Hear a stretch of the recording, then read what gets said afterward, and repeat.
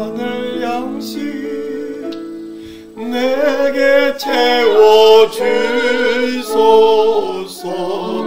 넘치도록 채워주소서.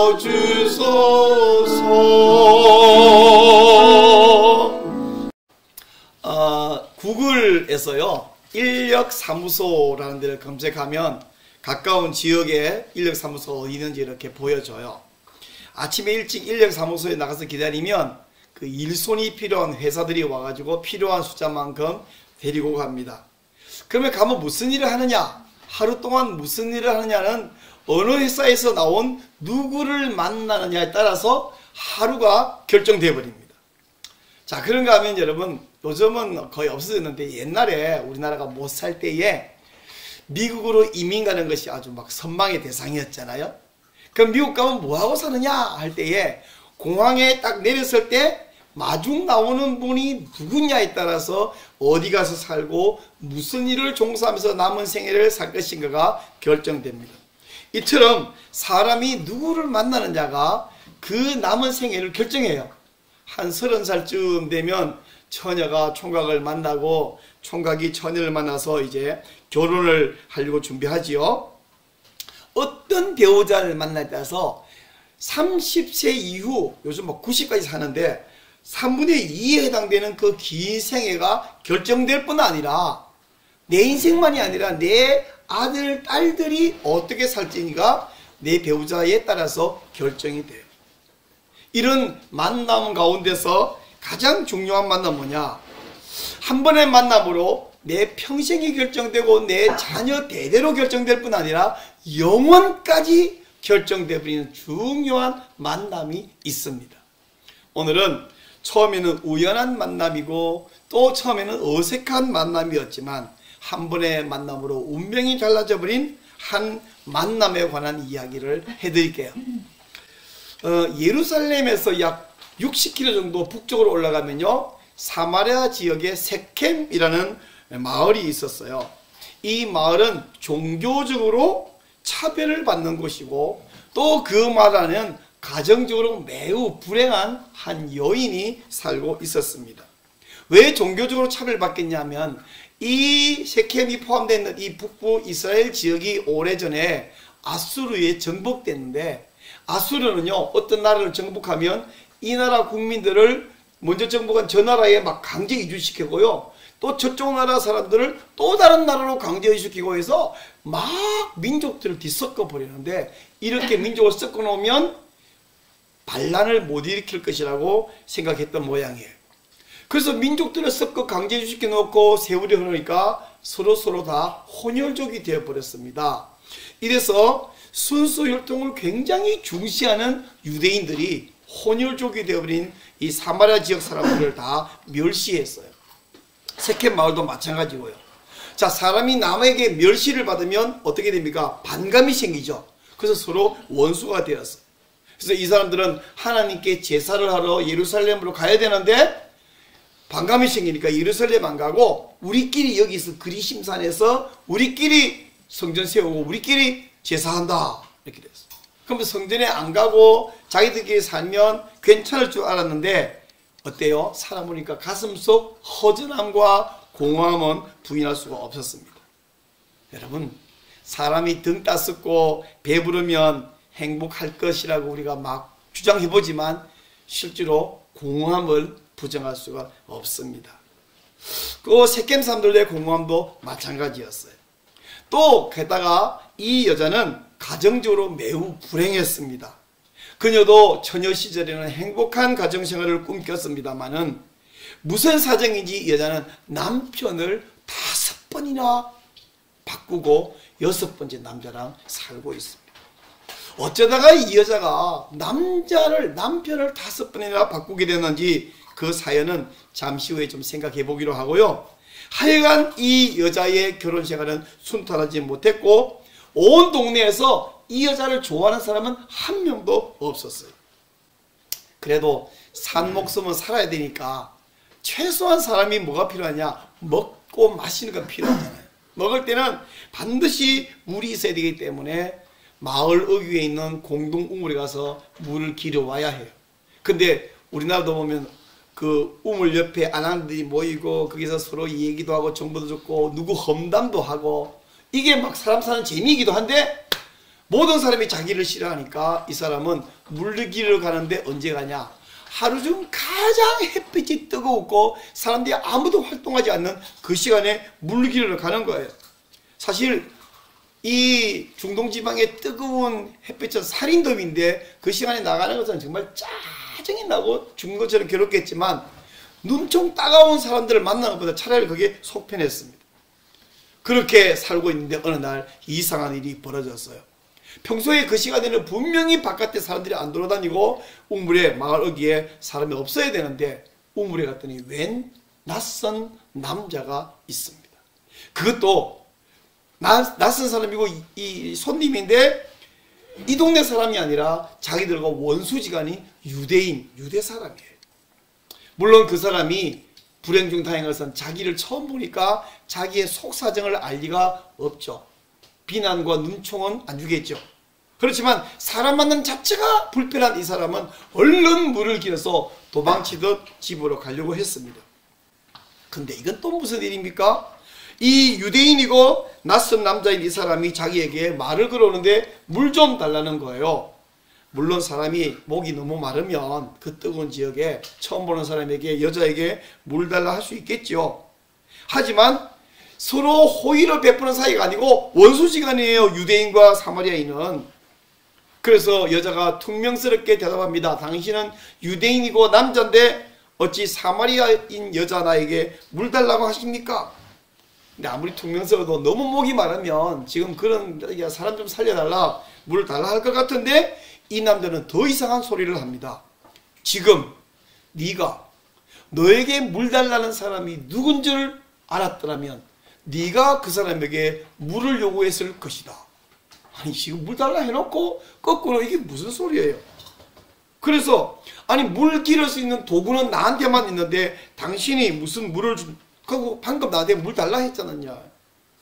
근데 더 웃기는 것은 네가 그에게 누군지 알았는데 네가 그에게 물 달라는 게 아니라 생명의 물을 그 사람이 너에게 줄 것이다. 네가 물을 달라 해고 그 사람은 너에게 그냥 물이 아니라 생명의 물을 줄 것이다.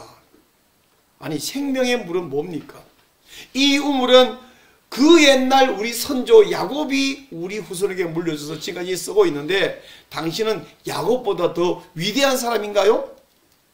이 말은 네가 이순신보다 세종대왕보다 광개토왕보다 당군보다 네가 더 잘났니? 이런 이야기입니다. 그러자 이분은 더 알 수 없는 말을 해요. 이 물을 마시는 사람은 계속 목마르지만 내가 주는 물을 먹는 사람은 그 속에서 영원히 생명수가 솟아나리라. 이렇게 말합니다. 아니 그런 물도 있어요? 만약 그런 물이 있다면 내가 맨날 물 기르러 오는 게 제일 인생의 괴로운 일인데 그거 좀 줘보세요. 다시 물 기르러 오지 않도록 물 좀 줘보세요. 그랬더니 좋아. 주지. 하지만 먼저 가서 네 남편을 데려와라. 그러면 주겠다. 이 말에 여자가 깜짝 놀랐습니다. 자기의 지금 치명적인 문제가 노출되었고 드러났기 때문에. 그래서 얼른 저는 남편이 없습니다 하고 둘러댔더니 네가 남편 5이 있었고 6번째 남자와 살고 있는데 그 남편도 사실 네 남편도 아니야. 그러니까 네 말이 맞긴 맞네. 아니 어떻게 된 거예요? 그래서 이 여자가 깜짝 놀라면서 아 이분은 그냥 보통 분이 아닌 것을 알았습니다. 자 여러분 이 여자는 어떤 여자일까요? 도대체 무슨 사연으로 남편을 5번을 바꾸고 6번째 남편과 살게 됐느냐.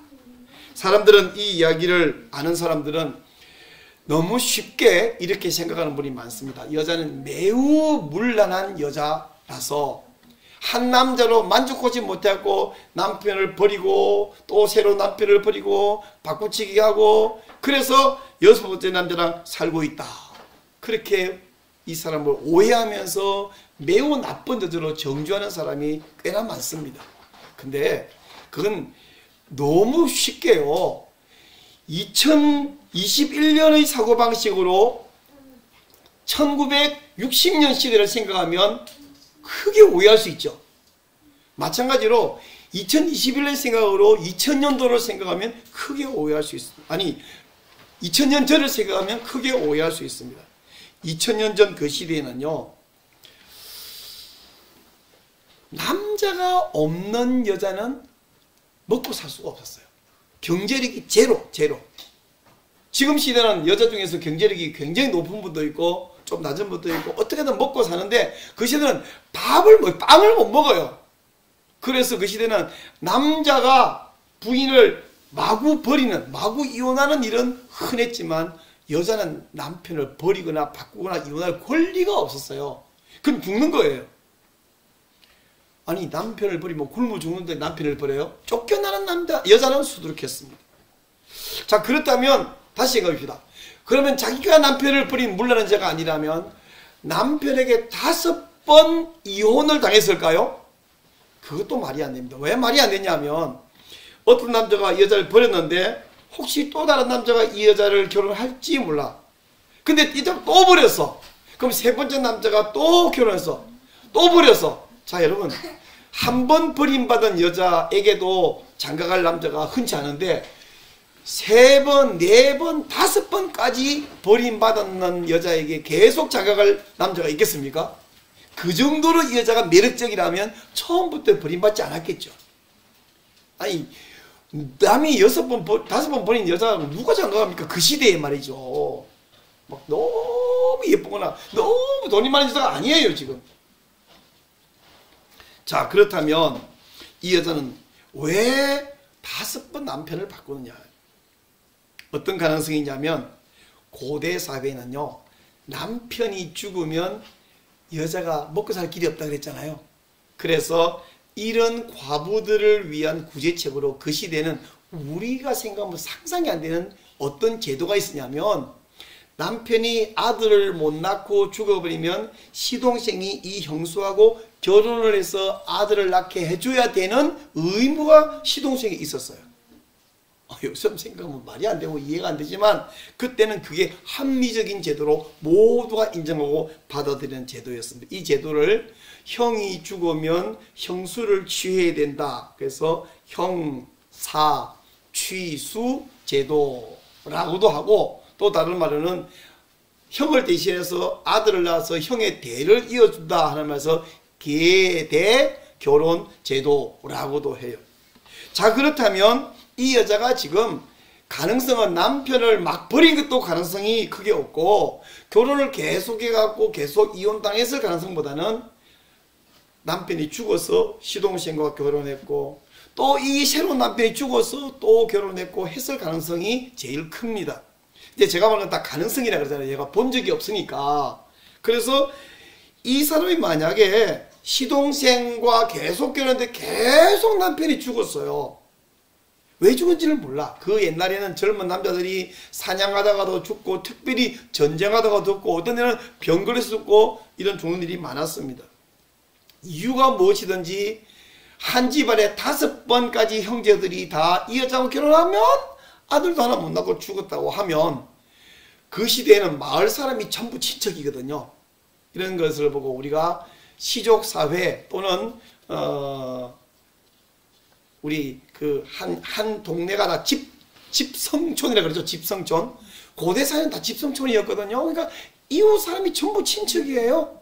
친척들이 이 여자를 얼마나 미워하고 저주했겠습니까? 한마디로 정말 불행하고 기구한 그런 여자예요. 근데 지금 처음 만난 이 유대인 남자가 자기를 보고 처음에는 물 좀 달라 그러더니 두 번째는 말을 바꿔서 내가 너에게 생명의 물을, 생명수를 줄 수 있다고 하더니 이제는 남편을 데려오면 생명수를 주겠다고 합니다. 심지어 남편 5번 바꾸고 6번째 남자랑 살고 있는 것도 아는, 도대체 이분은 누구일까요? 이런 사람은 틀림없이 하나님의 성령이 충만한 선지자임에 틀림없습니다. 그래서 자기에 관한 이야기도 얼른 화제도 돌릴 겸 이 틈에 선지자를 만나서 그동안 자기도 궁금했고 온 동네 사람이 늘 궁금했던 영적인 질문을 했습니다. 하나님께 예배드리는데요. 예루살렘에서 꼭 예배드려야 되나요? 우리 조상들, 우리 이 동네 사람들은 그리심산에서 예배된다고 주장하는데 어떤 게 맞습니까? 그렇게 질문했습니다. 사실 이 여자는 화제를 돌리려고도 질문했고 궁금한 것을 물었지만 이 질문은 매우 중요한, 핵심적으로 중요한 영적인 대화를 시작한 셈이 됐습니다. 그러자 그분이 대답하기를 장소가 어디냐 이렇게 묻는데 어디다라고 대답하기보다는 그거 냅두고 더 중요한 이야기를 지금 했어요. 장소가 어디냐보다 더 중요하게 해줄게. 하나님께 예배하는 사람은 영과 진리로 예배해야 하느니라 이렇게 말씀했어요. 자, 영과 진리로 예배드린다. 여러분 지금 여기 현장에 와서 예배드리는 분도 있고 이 카메라 쳐다보고 영상 보고 스마트폰 쳐보고 예배드리는 분도 계십니다만은 현장에 나와서 예배드리는 여러분이라 할지라도 영으로 예배드리지 못하면 스마트폰으로 영상 예배드리는 보다 나은 게 없다라는 뜻입니다. 자, 그러면 영으로 예배된다고 무슨 말이냐면 예배드리는 여러분이 어느 장소에 계시든지 스마트폰 쳐다보고 계시든지 아니면 웅장하고 수만 명이 모인 예배당에 오케스트라와 함께 예배를 드리든지 간에 하나님의 영이 여러분 심령에 임하고 여러분의 영을 하나님께 드리지 못한다면 아무 소용이 없다는 이야기입니다. 그게 영으로 예배드린다. 그러면 영과 진리로 예배드린다는 무슨 말이냐? 하나님의 뜻대로 예배를 드려야 한다 하는 뜻입니다. 사람들 가운데 지성이면 감천이라 그래서 막 비나이다 내 마음을 다해 비는 건 좋은 일이지만 하나님의 방법이 아닌 방법으로 예배를 드리면 되느냐? 우리 미가서 지난번에 함께 나눌 때 뭐래서 미가가 이런 고민했잖아요. 내가 하나님께 만족을 드리기 위해서 정성을 드리기 위해서 내 맏아들을 죽여서 제사 드리면 될까? 된다고요? 안 된다고요? 안 된다고. 근데 그런 이상한 말을 왜 하냐면 이방인들은 우상 숭배할 때 그렇게 하거든요. 우상에게 정성을 드리려고 자기 모든 걸 바칠 뿐 아니라 여러분 어떤 분은 하나님께 기도하는데 꼭 응답되게 하려고 제가 예전에 청소년 수련회에 갔더니 제가 세미나하는 앞에 어떤 목사님이 설교할 때 그런 이야기해요. 자기가 옛날에 하나님께 기도 응답 받으려고 얼음을 깨고 그 속에 들어가서 몸만 해놓고 하나님께 부르짖어 기도를 했대. 그게 지금 잘했다는 거예요? 간절했다는 건 알겠는데 그 방법이 하나님이 좋아하는 방법이에요? 아니죠. 그런 방법으로 기도하니까 하나님 응답하더라. 그분은 그 말만 한 게 아니에요. 나무가 이렇게 있는데 벼랑 위에 있는 그 나무 가지를 붙들고 하나님 이 기도 응답 안 하시면 내가 이 소를 놔버릴 겁니다. 막 이렇게도 했대요. 아, 되게 과격한 분입니다. 하나님이 칭찬할까요? 그런 거 칭찬 안 해요. 예배를 하든 기도를 하든 여러분 하나님께 헌금을 엄청나게 많이 드리고 싶어갖고 어디 가서 은행 가서 집을 잡혀가지고 헌금하면 하나님이 잘했다 할까요? 그런 거 하면 안 돼요. 그런 거 하면 안 돼요.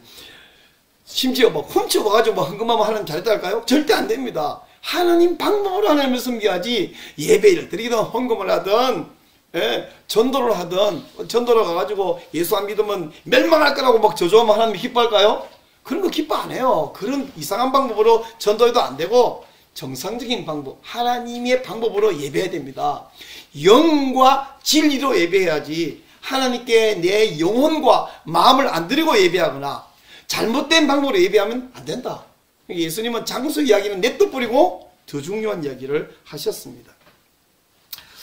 그래서 이 여자가 중요한 이야기를 듣고 나서 한 가지 더 질문하겠는데 선생님 우리가 기다리는 메시아가 오시면 이 모든 것들을 밝히 말씀해 주신다고 하던데요 라고 했더니 눈을 똑바로 보고는 하는 말씀이 지금 너와 대화하고 있는 그 사람이 바로 메시아란다.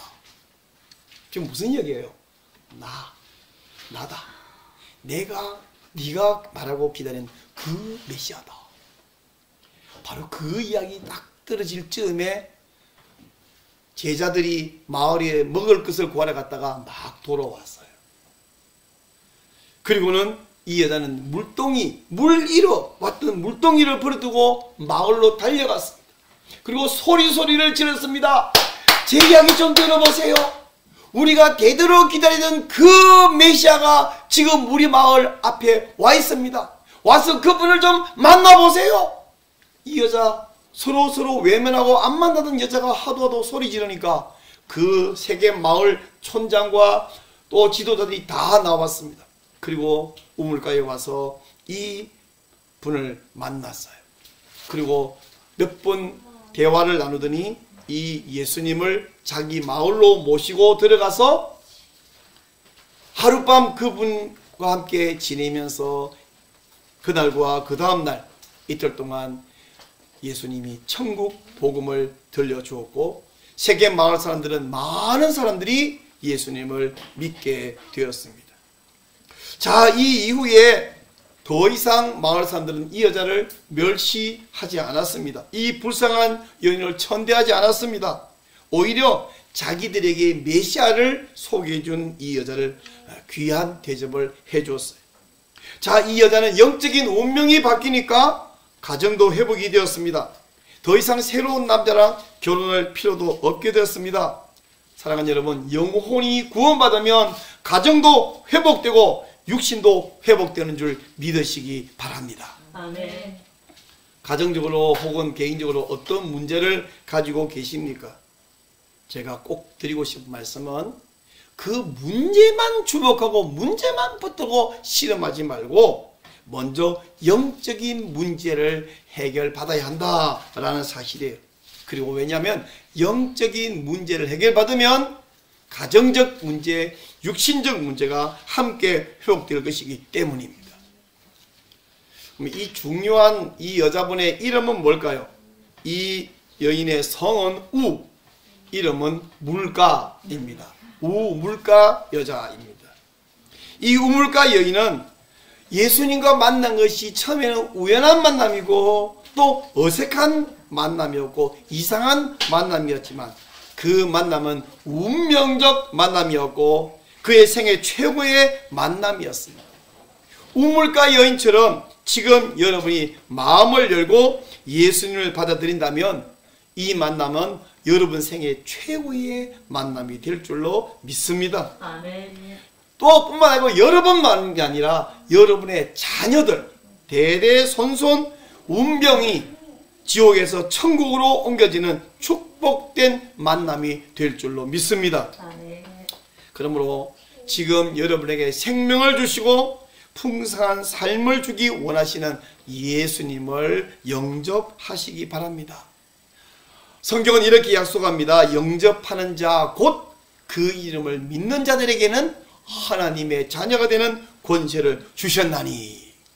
또 예수님은 이렇게 약속합니다. 볼지어다 내가 문 밖에 서서 두드리노니 누구든지 내 음성을 듣고 문을 열면 내가 그의 귀로 들어가 그로 더불어 먹고 그는 나로 더불어 먹으리라 말씀하셨습니다. 이제 여러분의 마음 문을 여시고요, 예수님을 나의 구원자로, 나의 인생의 주인으로, 즉 구주와 주님으로 영접하시기 바랍니다. 여러분의 모든 죄 문제를 그분에게 맡기시고 여러분의 모든 인생 문제도 큰 문제, 작은 문제 다 그분에게 맡기시기를 바라고요. 특별히 자녀가 마음대로 안 되잖아요. 다 잘 되는데 자녀가 마음에 들면 소망이 없죠. 자녀의 문제도 그분에게 맡기시기를 바랍니다. 그럴 때 주 예수님이 여러분에게 새로운 생애를 주시고 새로운 운명을 주실 줄로 믿습니다. 아멘. 이제 제가 기도할 텐데 여러분은 한마디씩 저의 기도를 따라 하시기를 바랍니다. 영상으로 예배 드리시는 분도 저의 기도를 한마디씩 따라 하시기를 바랍니다. 자, 눈 감고 함께 기도하겠습니다. 주 예수님, 저는 예수님을 믿습니다. 저는 예수님을 믿습니다. 저의 마음을 열고 예수님을 나의 구원자로 영접합니다. 예수님을 나의 구원자로 영접합니다. 제 인생의 주인으로 영접합니다. 제 인생의 주인으로 영접합니다. 저의 모든 죄를 다 용서해 주시고 제 모든 죄를 다 용서하여 주시고 주님이 원하시는 대로 살 수 있게 도와주세요. 저의 모든 문제를 주님께 맡깁니다. 제 모든 문제를 주님께 맡깁니다. 주님 뜻대로 인도해 주세요. 주님 뜻대로 인도해 주세요. 예수님의 이름으로 기도합니다. 예수님의 이름으로 기도합니다. 아멘. 아멘. 세상 죄악 가운데 방황하며 불행하게 살며 지옥에 가기도 전부터 지옥을 경험하며 살아가고 있는 인생, 우리의 소극적인 죄와 적극적인 죄로 말미암아 생겨난 불행들인 것을 고백합니다. 우리의 죄를 생각하면 주님은 벌써 우리를 버리시고 이미 지옥에 쳐 넣어도 우리는 아무 할 말이 없는 존재들이온데 주님이 우리를 여전히 사랑하고 여전히 살리시고 여전히 은혜 베푸심을 감사합니다. 아멘. 주 예수님 보내주셔서 우리를 구원하시길 원하는데 우리가 알지 못해서 때로는 듣고도 그것을 인정하지 못해서 여전히 내 인생 내 거라고 내가 알아서 한다고 주장하다가 불행을 경험하며 살고 있음을 고백합니다. 이 우물가 여인이 우연한 만남이고 어색한 만남이고 처음에는 재수 없는 만남인 줄 알았고 얼른 도망치려고 했으나 주님은 적극적으로 찾아오시고 말씀하시고 깨닫게 해주심으로 그의 생애도 바뀌었고 그 온 마을 친척들의 모든 운명이 다 달라졌고 대대로 그들은 영혼의 구원을 받으며 하나님 백성이 되었음을 우리가 기억합니다. 이제 주님 이 우물가 여인처럼 우리가 마음을 열고 주 예수님을 나의 구주로 영접하여 영혼의 문제, 영적인 문제를 먼저 해결받음으로 육신의 문제, 가정의 문제, 자녀의 문제, 일의 문제 다 함께 연쇄적으로 해결될 뿐 아니라 우리의 운명이 달라지고 또한 우리 아들, 딸들의 운명이 달라지기를 간절히 소원합니다. 아멘. 주님 믿습니다. 이제 우리가 방금 기도한 대로 주 예수님을 믿고 나의 인생의 주인으로 영접하며 구원자로 영접했습니다. 주님 이미 오래전에 우리 안에 와 계셨던 예수님, 또 오늘 우리 가운데 처음으로 예수님을 영접하는 심령, 그 가운데서 주님 약속하신 대로 주인이 되어 주옵소서. 그리고 우리를 다스려 주옵소서. 아멘. 우리의 모든 큰 문제와 작은 문제를 받아서 해결해 주시고 주님의 뜻대로 인도하여 주시옵소서. 아멘. 우리가 주님과 날마다 영으로 동행하게 하시고 주님께 순종하게 하시고 주님 사람으로 살아갈 수 있는 은혜를 허락하여 주시옵소서. 또 이 주 예수님의 구원의 복된 소식을 아직도 모르고 세상 죄악과 인생의 고통으로 허덕이는 자에게 알려주고 가르쳐주고 인도해서 우리와 동일한 천국의 복락을 누리며 또 천국까지 함께 가서 영생 복락을 누리는 그런 우리 전도하는 성도들 되는 복을 주시옵소서. 하나님, 이 우물가 여인처럼 그동안은 우리가 인생에 공허한 것을 추구했습니다. 그러나 이제 생명의 양식, 하늘의 양식을 우리 빈 잔에 채워 주시옵소서. 우물가의 여인처럼 난구했네. 헛되고 헛된 것들을 그때 주님 하신 말씀 내 생명과 생수를 마셔라. 오 주님 채우소서. 나의 잔을 높이 듭니다. 하늘 영생 내게 채워주소서. 넘치도록 채워주소서. 이제는 우리 주 예수 그리스도의 은혜와 하나님 아버지의 크신 사랑과 성령의 교통하심이 주의 백성들 머리 위에, 온 교회 위에, 가정 위에, 이 나라와 한국 교회와 이 민족 위에, 특별히 영상으로 접속해서 간절히 예배드리고 있는 성도들 심령과 가정 위에, 가족 위에 이제로부터 영원히 함께 있을지어다. 아멘.